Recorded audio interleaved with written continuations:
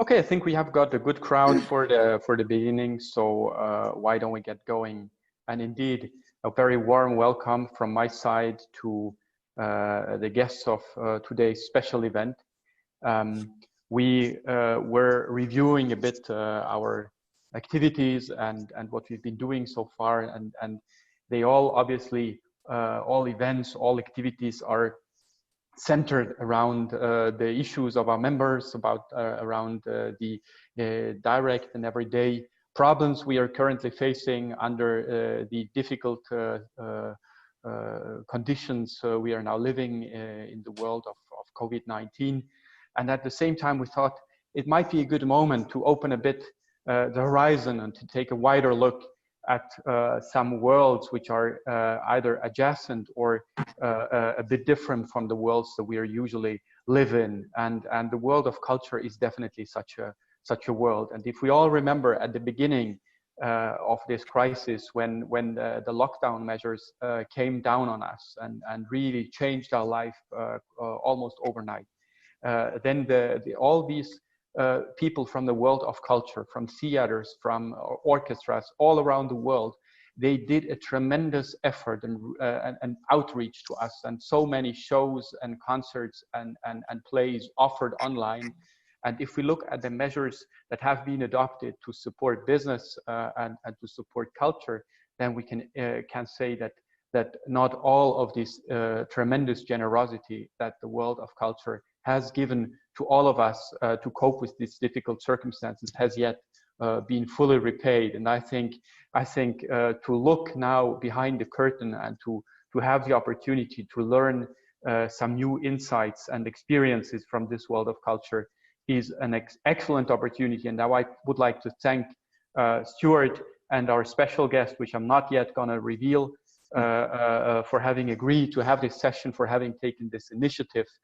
And with having said that, these few introductory words, I hand over and I vanish behind the curtain by turning off my video and my audio, and you're now fully in the hands of the showmaster of tonight's event. Okay, Tadzio, thank you very much indeed. Right, it's a pleasure to be here. I just want to spend a minute on why actually I'm involved in this. I'm a director of the AEB and I'm a senior advisor at EY. But I fell in love with ballet, I guess 5 years ago. I'm sorry to say this, to bring up another ballet company, but I fell in love in Perm, with the Perm Ballet Company. And I just wanted to give you my 2 cents of me falling in love with ballet, because it I guess paints the scene as to why I'm able to have this chat with you with such a wonderful dancer who is not from Perm. These are some of the photographs that, this is the Perm Ballet. These are some of the photographs I've taken, and they allowed me into the ballet school. They let me capture these moments backstage, capture the moments in the rehearsal rooms. There's so much effort that goes in to the world of ballet that we don't see. That we see that wonderful performance, we don't see the hours and days, and months and years that go into that. The sense of this team that comes together, and it's not just the ballet team, but it's all the people around them. It really got my attention. And I guess what I'm trying to say is that I've been very fortunate at being allowed into this world. And it's only because I was part of that world that I got to meet our guest. So I'm not quite sure in which order to do this. Well, our guest is one of the finest ballerinas in the world. She is a soloist at the Bolshoi Theatre, which of course you all know. Anna Turashvili is a good friend of mine. She's hiding behind the curtain at the moment. And by way of introduction, I thought we could just play a little clip of Anna in action. Andre, could we play the clip?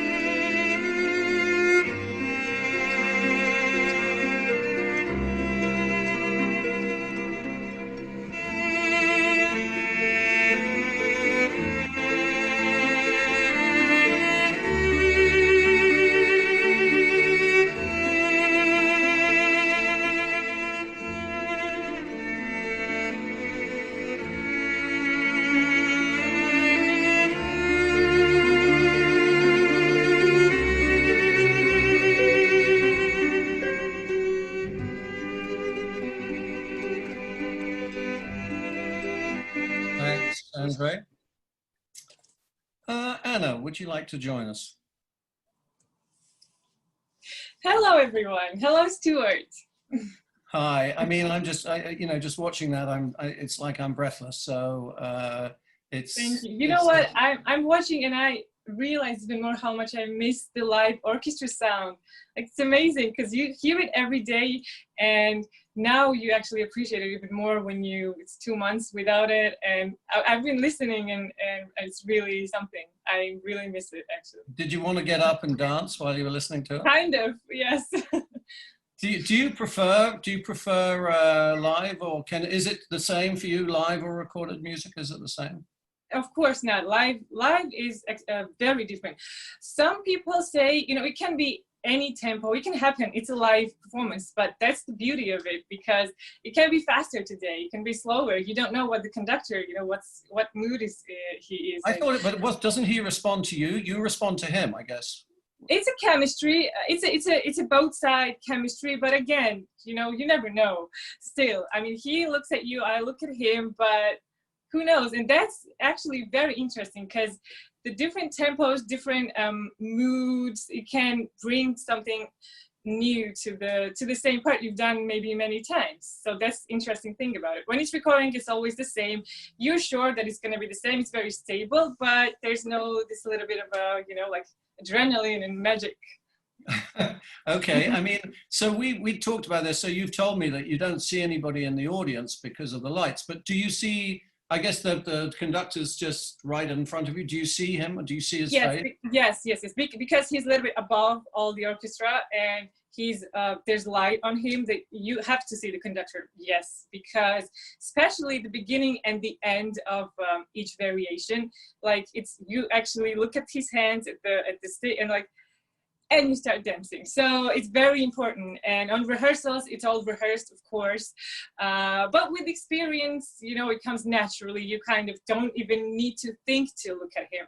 It's because you see him anyway. Like it's like the experience. but you're prancing around, you're twiddling around. I mean, yeah, you know, you're kind of busy up there on stage. So yeah. So how do you keep an eye on him? It's like I haven't noticed a ballerina keeping her eye on the conductor. You must do it. Yes. in a kind that's, of you sneaky know, way. you not only see the conductor, you also see your stage, the spacing. You see in which place, in which corner you are exactly. We have marks on the floor also. This is like I'm giving the secrets out. We have few marks. We have center mark, and we have other important marks on the stage, and you also see all of those. So you know the attention is you have to see everything. You have to see people around you. If you're dancing alone, it's kind of easier in the way you can do whatever you want. But if you're dancing with someone else, you always see everyone around you. You kind of you want to have eyes all over the head somehow. Right. It wouldn't be very attractive. But the other thing I know, because I've been there, is that there are all these people hanging out in the sides, in the wings of the stage, and everybody's kind of staring at the dancer. Do you obviously see them as well? Yes, but in this case, you try to ignore that. You don't want to see, you dance for the audience. You want to have your all attention or all your like intention to the audience. If you go and like actually focus on people in the wings, it's gonna people gonna notice from the audience. So you try to ignore them. Yeah. So I'm now going to ask you some really dark secrets of what's going on there on the stage. So I've noticed on occasion that sometimes the corps de ballet whisper to each other while they're in a static pose, right? So do the principals whisper to each other like you've just stepped on my foot, or you're doing really so tell well? me, you've noticed that from the wings, right? But you've only never from the noticed, wings, obviously. yes. Yes, and they do it like a seen, ventriloquist, so you can't see their mouth move. Yeah. Because you can never notice it from the audience, I mean, hopefully, because yeah, they're being professionals. You know what? It happens.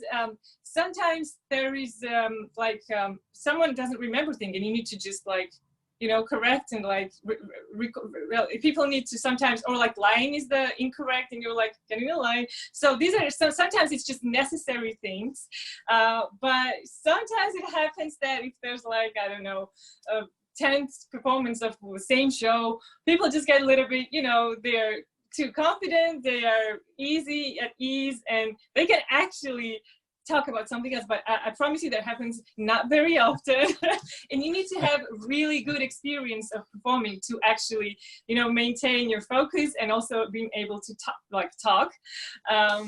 But yeah, when you are dancing alone, of course, obviously it happens much less and you don't really talk. I'd worry about you if you were talking to yourself, Yeah, yes. So tell us, how do you get started in this ballet business? I come from family, no one is related to ballet or in fact any form of art, but everyone appreciates it very much. And I've been seeing ballet on TV, in newspapers. There was no YouTube, obviously, back then. So it was just very rare occasions of like some glimpse in TV. And I loved that. I was fascinated by beauty of it, by beauty even like of the costumes, of the tiaras, everything. I loved everything about it. And when my mom noticed it, she was very happy because she very, very much loves the ballet. And like she suggested, like, would you want to try? That was like very kind of nothing. There was no big plans at all because, as I said, no one was in ballet or art. So we just tried. I was a very, very shy kid, actually. I would never perform anything around guests or parents, like kids do sometimes. Never. I was super shy. But for some reason I wanted to try ballet, even though there were people, people would look at me, it's kind of the same thing, but I still wanted to try it. And I was very nervous first day, like when I was going to this ballet, like a studio. I was so nervous. Like I, for some reason, I always felt like super huge responsibility, even when I was 9. I started when I was 9, which is pretty late for a ballet. But then I tried it and I got praised. And it felt so good. It felt so encouraging. I was also very lucky with my teachers, I must say.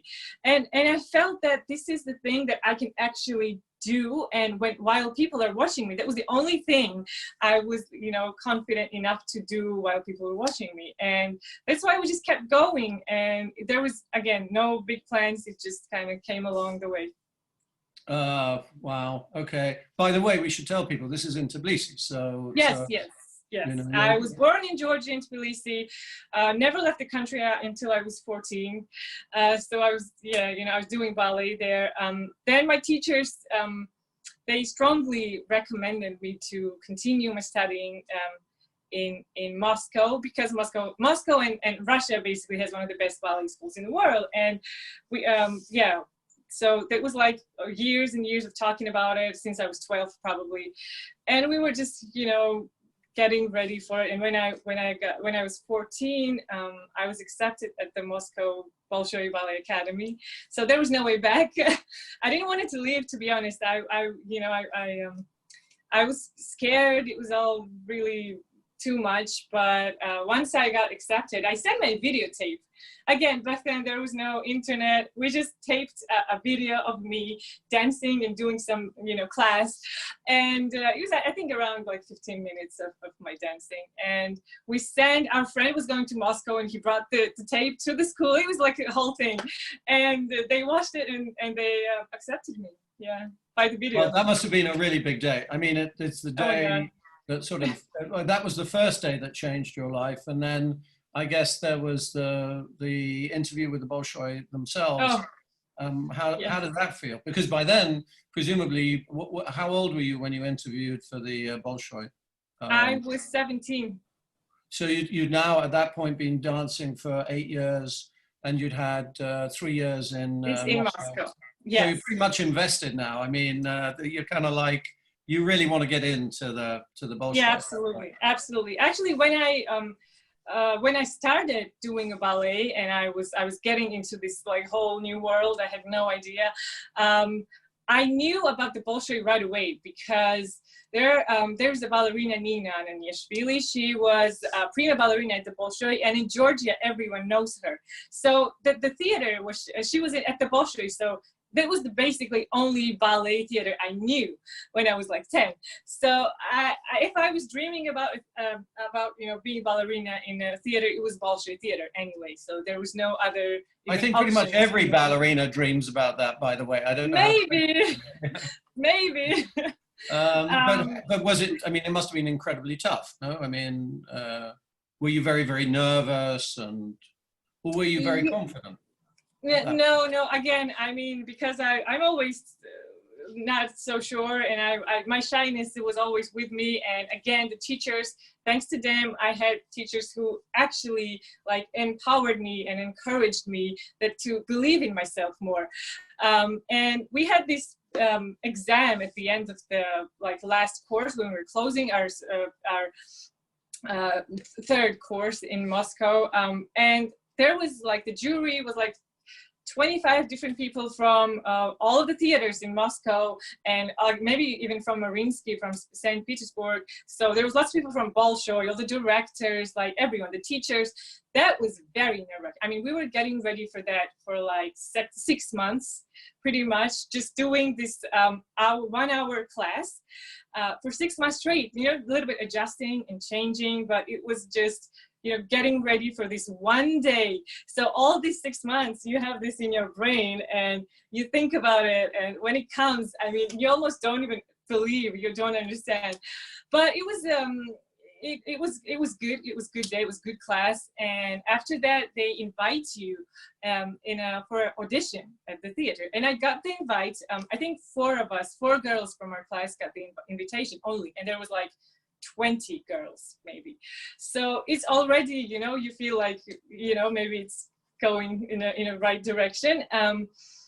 But then, and I did the audition, and they called me and they said, "You're in, congratulations." I mean, you can imagine what a day it was. I was like super excited. But then my whole audition thing is like 2 year long, because in several weeks they called me again, and then then the vacation started. So it was end of the season, got audition, got in, and then was vacation for like 1 month. And then several weeks they called me and say, "Oh, unfortunately, because of your citizenship and some of the problems that with your passport, we cannot have you in." So this was like the worst thing, like when you know that you're in and then you have to kind of adjust yourself to the other reality. And I was really When they said depressed. that, did they say that in a way that they said, go and fix it and you can come back, or did they say No. it like goodbye? No, they were like, we're sorry, you know, bye-bye, kind of. Oh, No, you know, in Bolshoi, I mean, especially at that period, it's very kind of dry. No one like fusses around you. It's like, you know, no, bye. Very straightforward, very kind of dry. Yeah, it's a little bit of a tough place. But I didn't give up, I guess. It was still in my dream to be there, and I worked, I started working at Georgian ballet, so State Ballet of Georgia. And I was working on my documents for more than a year. And when I got it fixed, I just came to Moscow and tried it again. And I must say, when you're 17, just finishing the school and going to the audition is one thing. But then when you're like 19, you worked already on a different place and you come back for a second time, it felt so different and strange, and it felt kind of scary because it wasn't easy to get in, even to the audition. Like they wouldn't even let me to audition for them. They were like, no. So yeah, it was tough times, but I somehow like got in, and again, you know, there's this like 3 bars in a ballet studio and the mirrors in the front, and center bar is regarded as like the best place to be. You know, it's like the top, and sidebars are kind of less good. And I was of course at the sidebar because kind of nobody knew. There was new director. He didn't knew me. He had no idea who I was. So I'm standing in the side. I always stood in the center while I was studying 8 years, always in the center. And now I'm like on the side bar, and I'm like doing class. I'm thinking, what am I doing here? Like what? But it's at that point I was somewhat also pretty confident. I don't know. I just knew that I had to do this well and just show myself, and then, you know, let it be what it be, like what happens. And after the audition, some of the teachers came to me that remembered me from the first audition, and they were like, they, you know, said some compliments, and they said some nice things, and I got in the second time. And you know, you can't almost even believe until you actually go in the theater, go into your dressing room and go to the rehearsal. And that happened very soon. Also, like in 2 days, they called me like, we need you for this part, Giselle, in Corps de Ballet, because we have not enough people. Would you like to come join us? Yes. So that's how you said, let me think about that. Yeah. Hang on just a sec, Anna. Andre, can we just have a photograph, the photograph of Anna at the ripe old age of 14? Oh, yes. So let's, and there she is. I have to say, you don't look any different to me, but I mean, you know, that's but that's you in Tbilisi, I guess. Yes, that's it. This is my final year in Tbilisi. After this was like a end of the year concerts that, you know, all the kids from the school show what they worked on for a year. And this was on stage of Tbilisi State Opera House. And after this performance, I actually like packed my things and went to Moscow. So yes, this kind of important photograph, I'd say. Well, great. Thanks, Andre. Could you take it off now? Great. How about a typical day in the life of a ballerina? I mean, you get up around midday, you go to a beauty salon, Yeah. your boyfriend's from Rolls Royce pick you up, have a long lunch, and then you pop in for a little rehearsal. Is that the way it goes? Well, almost. Okay, so we start you don't class. mean that. We start with the class every day. Class is at 11. It's not too early because we finish very late, and obviously the class is a little bit later too. And then there's a long day of all kinds of rehearsals.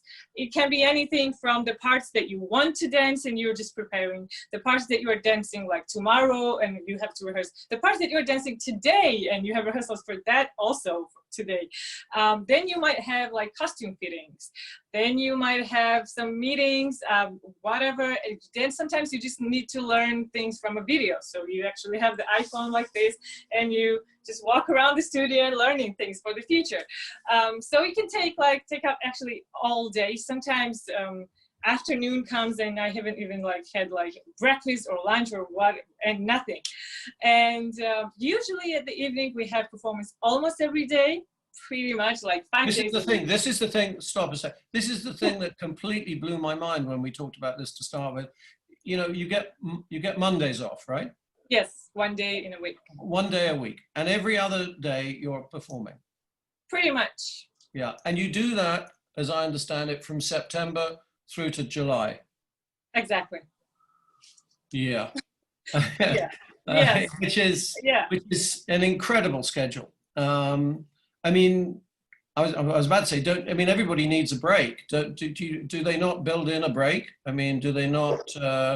You don't have Easter holidays or Christmas holidays? No. Oh, that's right. Of course, you're very busy nutcracking. Very busy. 25 nutcrackers every year. 25. Yeah. No. Yes. Boy, Yes. I bet you're talking through. I bet you're talking through those performances. After 25 of them, I can imagine that you'd have a good chat. But that's you know what? I love that show so much. Like even if it was 35, I'd do it. You know what? Yes, the schedules are tough. I think we have the toughest schedules in the world from all the ballet companies, because usually, first of all, they have less shows, and if they have a show, I know that they start later. They start at 3.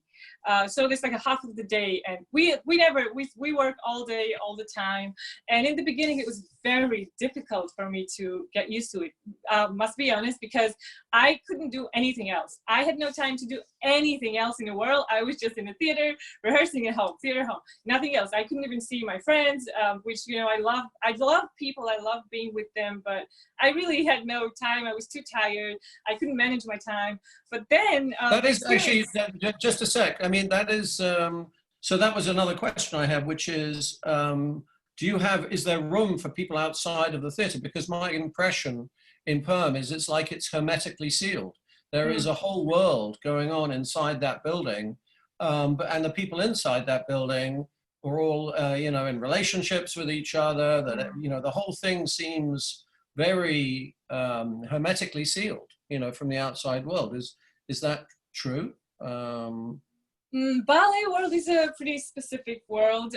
It's very close, you're right, because we start, the official school starts when you're 10 years old, and you have 1 day off in a week from like 10 years old. So you work 6 days a week, all the time. And you don't really have much time to, run around and all that. But as I mentioned now, I really like being with people. I like socializing. I love listening to them. I love meeting people. So in the beginning, that's why I was kind of a little bit suffering, because I had no time and opportunity to do anything outside my theater. But then, you learn to manage your time, to manage your physical strength also, because you're getting tired, and now, and even I think in the 3-4 years in the theater, like 3 years in the theater, I started to understanding how to manage my time to be able to do something else as well. And also, actually, the tours help a lot with that, because on tours there's just a different life when you're touring. And you just understand that you can actually go somewhere in the daytime, get tired, yes, but then see something you wanted to see for years, and then come back and like have a performance, and you realize that it's possible. Right. How many countries have you toured to? Roughly, I don't know, 20. Okay. Maybe. Don't it's name not too much. Because, do not name them. But we usually go to the same countries over and over again. Most of the time, it's England, Japan, America, and Italy. Like most often, I think I've been to those countries. We have regular tours. Hang on just a second. I've got a little clip. Okay. Andre, can we roll the classical clip just to remind us of what you do during a working day?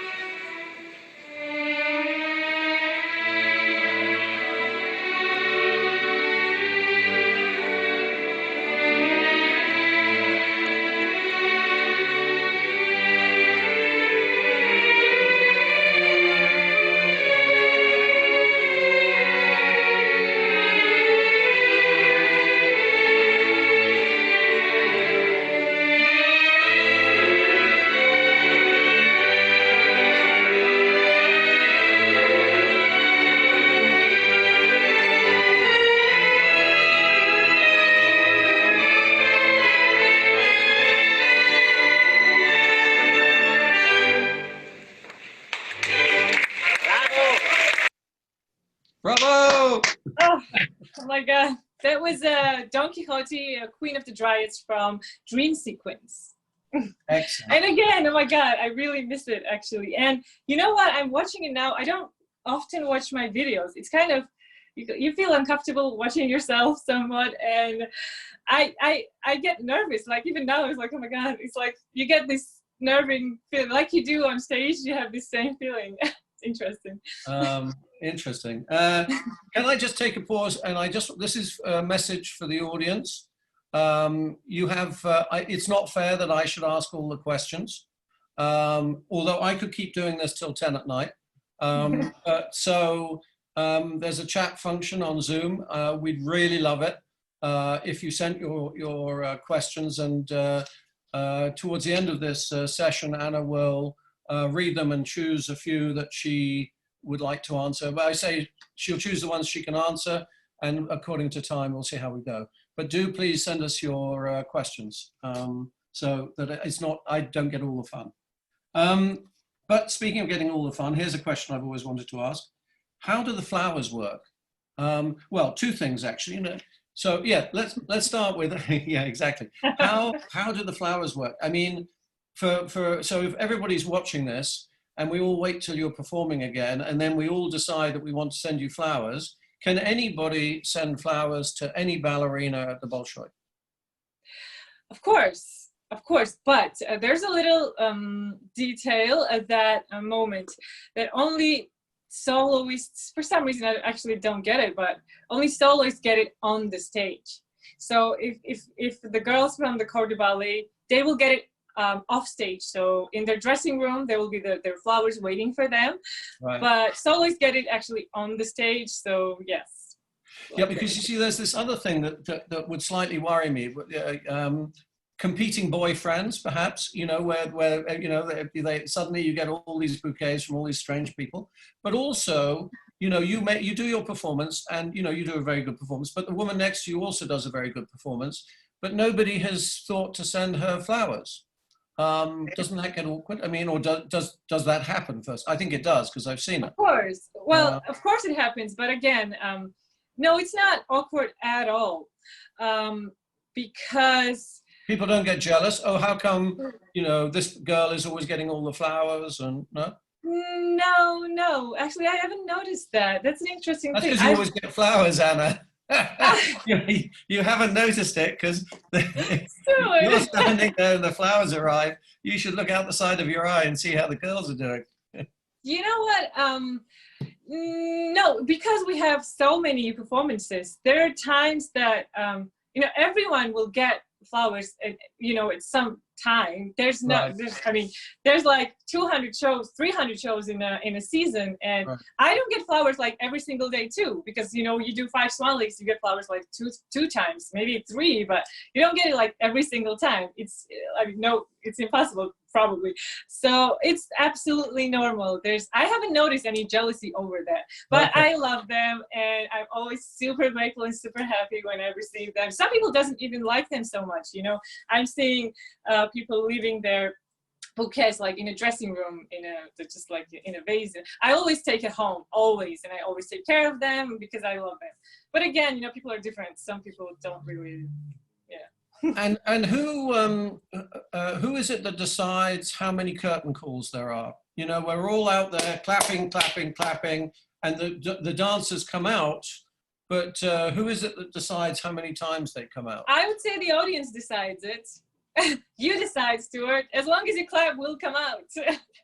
But is that right? Is that the deal? That's the deal? Yeah. When you hear it's still going, you know, you will come out again. And when it's like getting fading, and then you kind of understand that maybe it's okay. We can stop. Okay, so, but it's about the audience, totally. Yeah. And when you come out, I asked you this before, so I know the answer. When you come out, do you see us? I mean, do you see the audience? Because we're clapping for you. When you come out, it looks like you're interacting with the audience. I mean, it looks as though you're looking at us, but you're not, are you? Well, that's the thing. You have to act because you don't really see people in the audience, because you have lights on you. It's dark out there, and I never focus my attention to one person, because you have to, like, it's better to give it to everyone.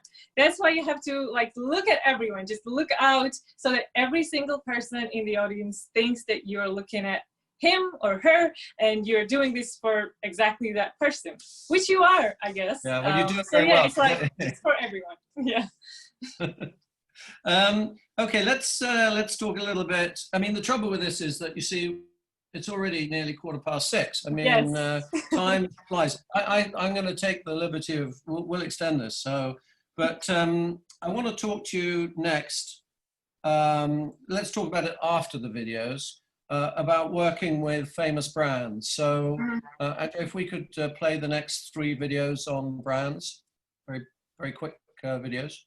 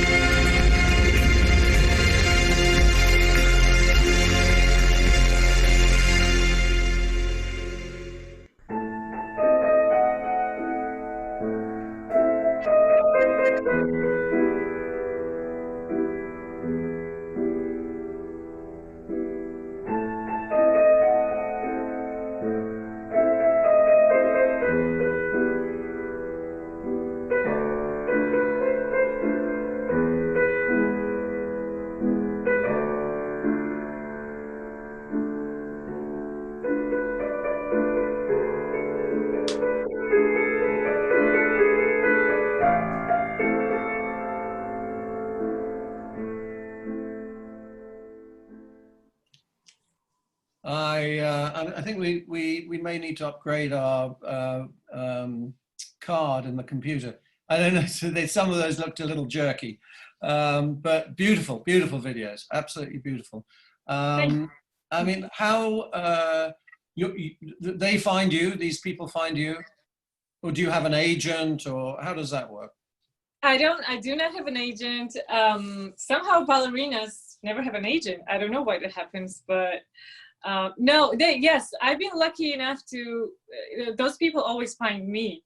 I was always fascinated by fashion also, I must say. Some people find it a bit like a, I don't know, waste of time, all this fashion, but I like the beauty of it. I like arts and craftsmanship behind it. And I just like generally beauty around me, I guess. And same thing, you know, in a fashion industry. And when I was about like 14, 15, I started to knowing this fashion photographers and seeing the, like, searching for their pictures on the internet, because in Georgia, there was, like, when I was 14, probably, there was no actual copies of fashion magazines. You couldn't get hold of it. So I was just using Google, which was a totally new thing for me. And I could spend, you know, hours just watching the editorial photo shoots, and I loved them. And I was like, you know, I would pretend and imagine myself being in one of the, something like that.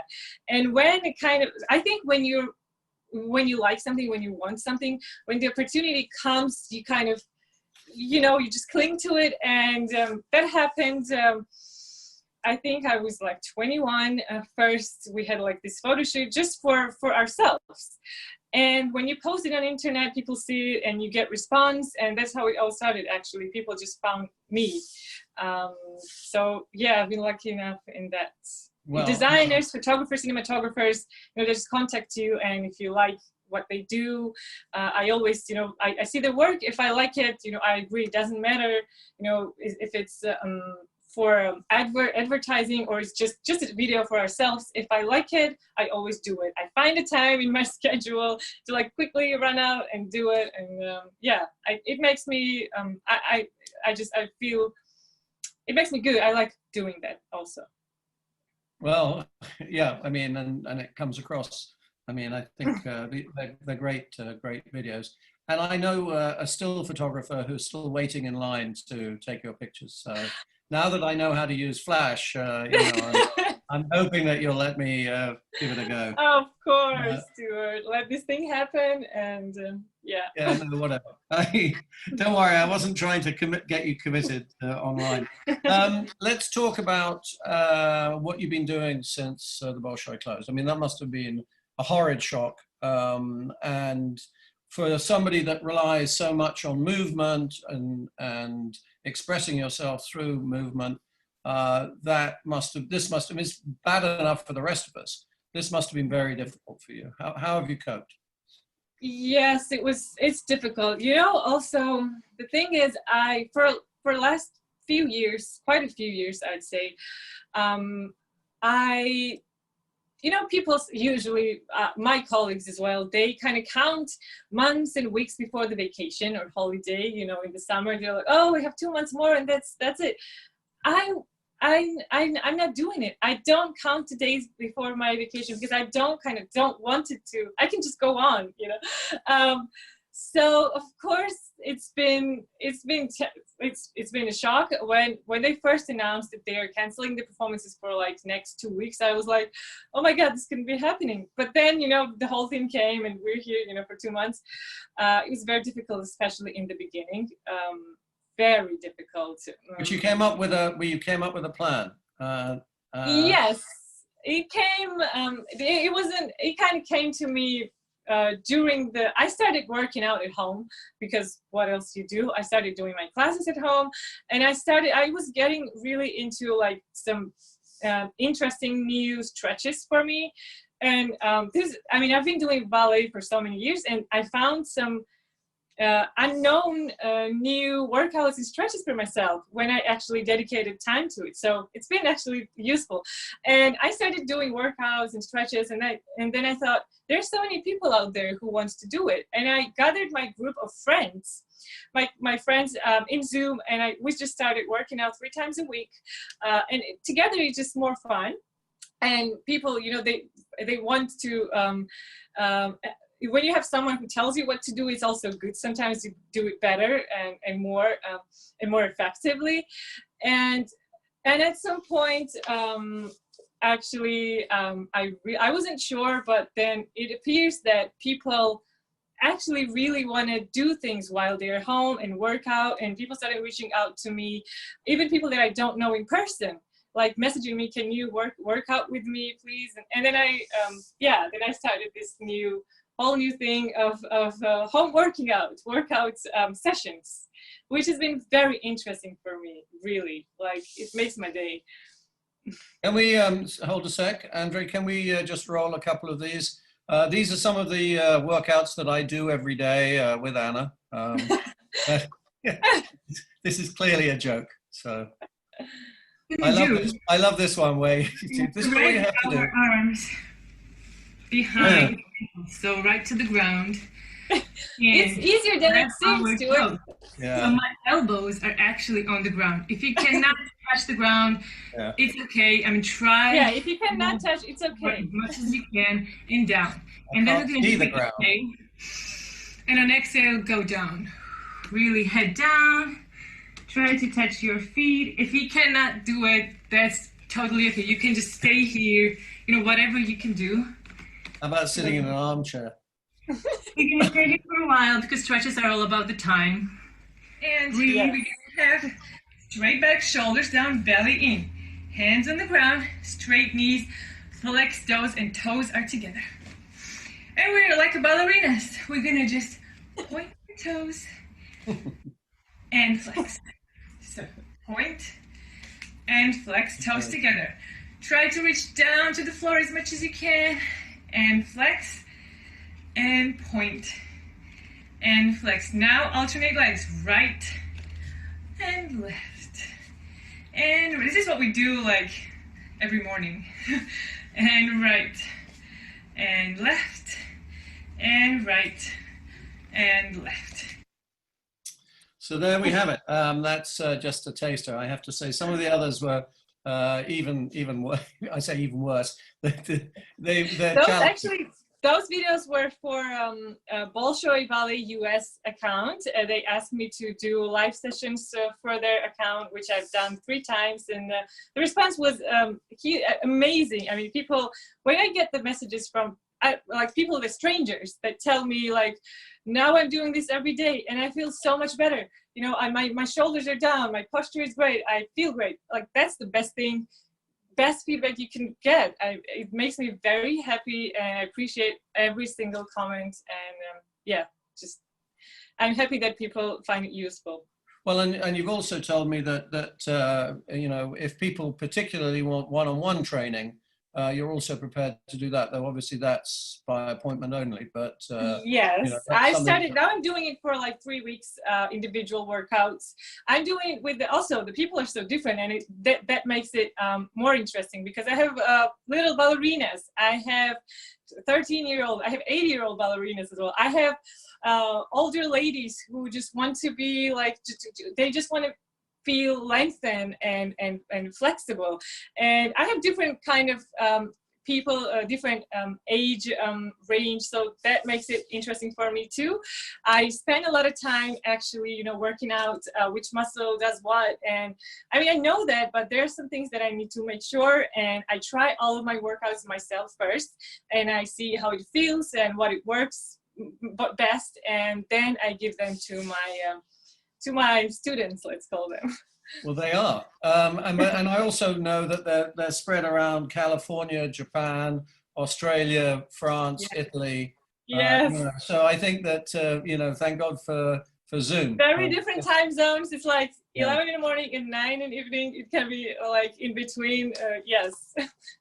I have schedules now too, right? So it's kind of good. Andre, can we just put up that the advert sponsored by? Here you are. If you are interested, this is how you can connect with Anna. I'm leaving it up there for a second because you've got to write it down.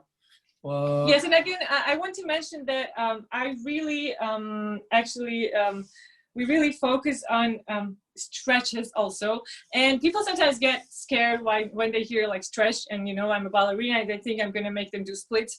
No, we are doing I would call it like correct stretching, because it's not about the splits at all.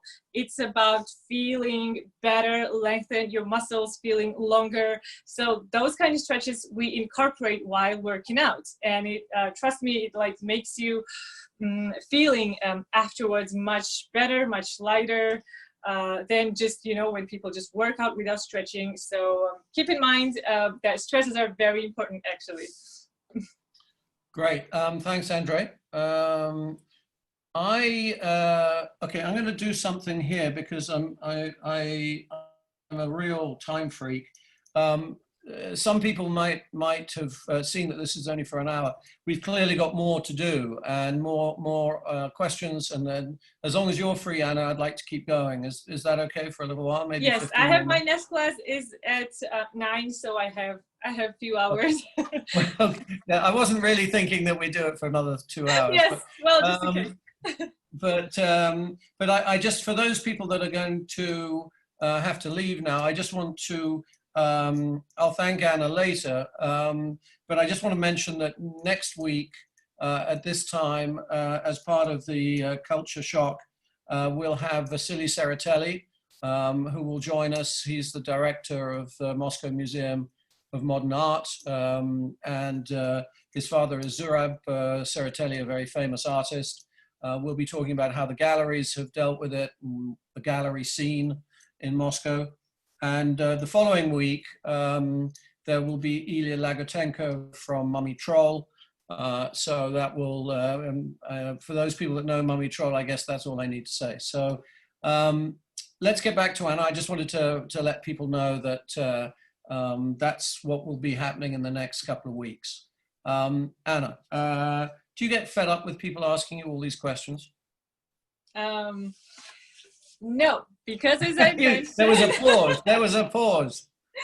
I don't mean all these specific questions. I know why you were asking that, because I can see, like, my colleagues, you can notice that kind of unwillingness to answer the questions of the fans, or even like take a minute to take pictures with them. I find it strange, actually, because, as I said, maybe it's just me. I like people. I like being with them. I like interacting with them. And if I see a real interest, I see that, you know, someone is interested in my profession, which I love, I will always, you know, spend time and answer the questions. And the questions often are kind of similar. Yes, you're right. But, you know, so what? Everyone wants to know. So I will answer 100 times if it's necessary. Wow, great. I mean, that, I have to say, it's a delight to have you here. It's particularly a delight that you're, you know, extremely articulate and happy to talk about, you know, your profession. Now, I see, speaking of questions, I see a bunch of questions I can't read. Yeah, I see them too. Yeah, okay.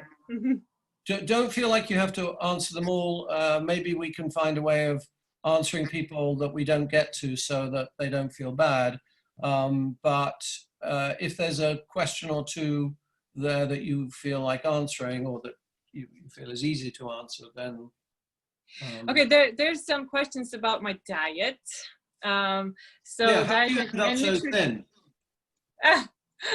Well, I must admit that I don't really have any particular diet. I'm sorry. Everyone wants to know, like, there's this thing you can eat and you will be thin. There is no such a thing, unfortunately. But it's all about actually amounts of the things you eat, because I have a sweet tooth. I eat a lot of sweets. But then if you control the amount, you know, it won't affect you as much. And also find something from, like, healthy foods that you like. In my case, it's like broccoli, cauliflower. I really like those. I always have them. And find something that you like from, like, healthier food and just have them. And whenever you feel this, like, craving, you just bring out your favorite vegetables and eat, and that will, you know, kind of help you somehow. Right. But you, I know you don't smoke. That would be very odd if you smoked. But do you drink? I also don't drink, but I can say, actually, this is again giving away all the backstage secrets, that some of the dancers, they both, you know, they smoke. We have dancers that smoke, like even principal dancers, and we have dancers that, you know, here and there would, like, maybe have some cocktail, but you know, I don't, because I don't like it. But I think somehow you can. They manage to smoke and dance at the same time. I don't know. It's just that also maybe we possible. should check back in with them in about 5 years' time to see how that's going. You know. Yeah, who knows? Yeah, but usually, of course, okay. Of course, ballerinas and ballet dancers are fit, and you know that they're even like the food we eat probably. It's not, we don't have time to eat a lot. That's the thing also. So it's like all day working, and they have like 10 minutes to eat something. So it just makes you think like by itself that the work, the profession. It's a self-selecting group, I think. Thin people dance, fat people don't dance. I think so. Even in a school, it happens from the like begins in the school. You know, if the kid is kind of wants to eat and is struggling and suffering being a ballerina, you just leave, you know, they just leave the profession. And the ones that are stay are kind of, you know, thinner. It's a self-selecting group, I think. Yeah. Do you see another question there you can answer? Yes. Chat. So I'm sorry, I'm coming closer. You have to live a very dedicated life. Is there anything that you are looking forward to being able to do when you finally stop performing? Okay. I don't really think about it as much now.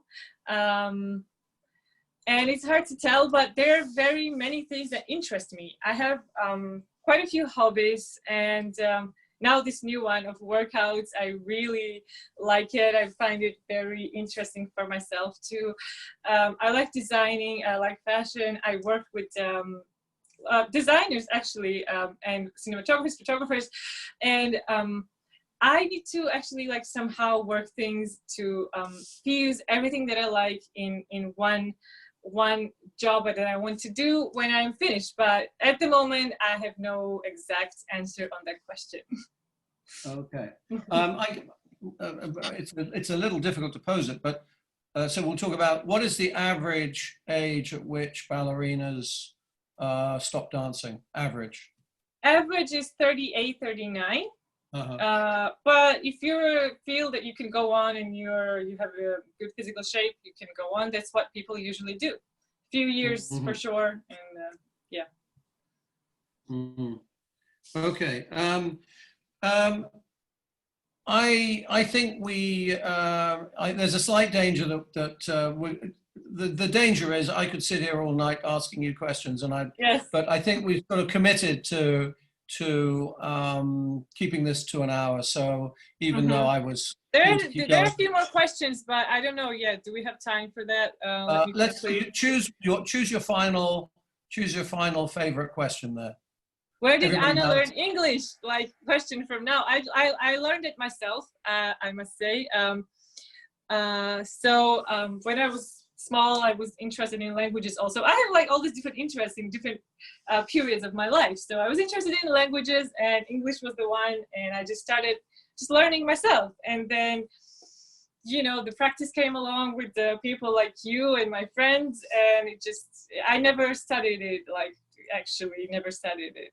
Yeah. Okay, well, there's a little challenge for those people who thought there was bad enough about the diet, and now when we ask her, she says, oh, I just picked it up as I went along. So yeah, well, I learned Russian kind of like that too, because my native language is Georgian, so everything else I just learned. And there was also a question about, do you rehearse at home now? And my answer is there's no place for actual rehearsals because my place is pretty small, but I do ballet classes. I do all the workouts with everyone. So sometimes I have like 6 different classes in a day with different people. Again, ballerinas, non-professionals, not ballerinas, and I work out with every single one of them. So at the end of the day, I'm pretty exhausted, which I love. Again, it kind of makes me feel like I'm working, you know, like I'm in theater, kind of. And so I'm working, but there's like actual rehearsals, no, because there's no space. And that's a different thing, and I miss it, actually. Well, and I saw today that maybe there's a chance that they'll be opening the rehearsal rooms again. Yes, there's been some conversations about it already, and really looking forward to it. We'll see. Anna, I just want to thank you very much on behalf of the AEB for taking this time out. It's been a delight. Really, we've had an hours of insight into a world that's so very, very special. Thank you for sparing us the time. We're going to end with a video but before we go, sincerely, we can't wait to get you back on the stage, and we'll all be Thank there in you. the audience, even if you can't see us. So thank you, Anna. Thank you. Thank you for having me. I hope this was interesting for the viewers, and thank you for having me again. And yes, hope to see you soon on a big stage. Absolutely. Let's roll that last video, Andre. So I think this is a video to remember you on stage and how you'll be when we come back.